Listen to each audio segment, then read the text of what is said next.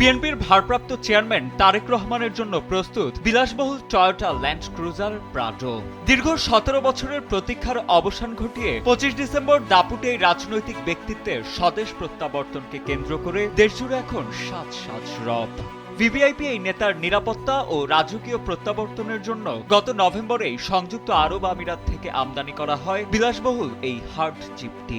২৮০০ সিসির Toyota land cruiser Prado 250 মডেলের এই গাড়িটির ক্রয়মূল্য, শুল্ক, ভ্যাট ও কর পরিশোধ বাবদ খরচ হয়েছে মোট ২,৭৬,১১১ টাকা। ইতোমধ্যে বিএনপির নামে নিবন্ধিত গাড়িটি বিআরটিএ থেকে পেয়েছে প্রয়োজনীয় সব ধরনের অনুমোদন। টয়োটার অত্যাধুনিক জিএফ প্ল্যাটফর্মে তৈরি এই ল্যান্ড ক্রুজারকে একটি ভ্রাম্যমাণ দুর্গ বললেও ভুল হবে না।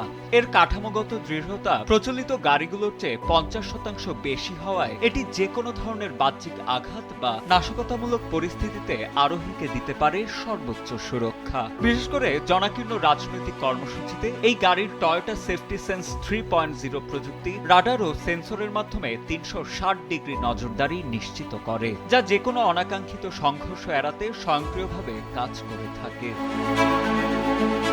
দুর্গম পথ কিংবা রাজপথের ভিড়ে নেতাকে নিরাপদ রাখতে এতে আছে ইনবিল্ট স্ট্যাবিলাইজার ডিসকানেক্ট মেকানিজম ও শক্তিশালী টার্বো ইঞ্জিন। এই প্রযুক্তি যে কোনো অস্থিতিশীল বা উঁচু নিচু বন্ধুর পথেও ভারসাম্য ঠিক রেখে গাড়িটিকে ক্ষিপ্র গতিতে এগিয়ে নিয়ে যেতে পারে। ফলে রাজনৈতিক নেতার দীর্ঘ পথযাত্রা কিংবা জরুরি পরিস্থিতিতে দ্রুত স্থানান্তরের ক্ষেত্রে এই ল্যান্ড ক্রুজারটি কেবল সাধারণ কোনো বাহন নয়, বরং তার ব্যক্তিগত নিরাপত্তা বলয়ের একটি শক্তিশালী ও নির্ভরযোগ্য সুরক্ষা প্রাচীর।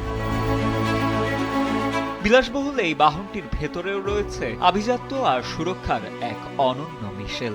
১২.৩ ইঞ্চির মাল্টিমিডিয়া ইন্টারফেসের পাশাপাশি এতে থাকা বিশেষ সাউন্ড ড্যাম্পিং ম্যাটেরিয়াল বাইরের যে কোনো উচ্চ শব্দ বা কোলাহলকে কেবিনে প্রবেশ করতে দেয় না, যা দীর্ঘ পথযাত্রায় আরোহীকে দেয় নিরবিচ্ছিন্ন ও শান্ত পরিবেশ। এছাড়া এর শক্তিশালী এসি ইনভার্টার এবং কুলবক্সের মতো অত্যাধুনিক সুবিধা তো আছেই। মোট কথায় নিরাপত্তা নিশ্চিতকরণ ছাড়াও অত্যাধুনিক সব প্রযুক্তি গাড়িটিকে পরিণত করেছে একটি পূর্ণাঙ্গ এবং স্বয়ংসম্পূর্ণ ভিভিআইপি কমান্ড সেন্টারে। সব মিলিয়ে ১৭ বছর পর তারেক রহমানের এই প্রত্যাবর্তনকে ঘিরে নিরাপত্তার কঠোর বলয় নিশ্চিত করাই এখন দল ও সংশ্লিষ্টদের প্রধান লক্ষ্য।